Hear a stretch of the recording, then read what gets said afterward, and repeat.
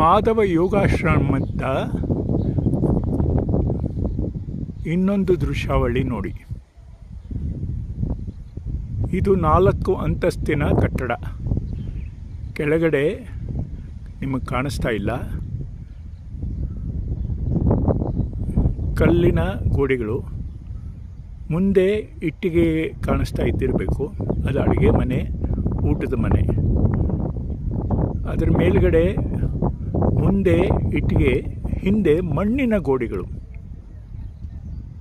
ಅದರ ಮೇಲ್ಗಡೆ ಎಲ್ಲ ಇಟ್ಟಿಗೆ ಗೋಡೆಗಳು. ಅದರ ಮೇಲ್ಗಡೆ ಶೆಡ್ ಥರ. ಹಾಗೆ 100 ಜನ ಉಳಿಬೋದಾದಂಥ ನಿವಾಸ ಸ್ಥಾನ. ಲೆಟ್ರಿನ್ ಬಾತ್ರೂಮ್ ಹೊರಗಡೆ ಇದೆ. ವೈಭವ ನೋಡಿ, ಬೆಟ್ಟದ ವೈಭವ, ಶುದ್ಧ ಗಾಳಿ. ಹತ್ತಿರದಲ್ಲಿ ಒಂದು ಮೋಹನ್ ಹೆರಿಟೇಜ್ ಮಂದಿರ ಇದೆ.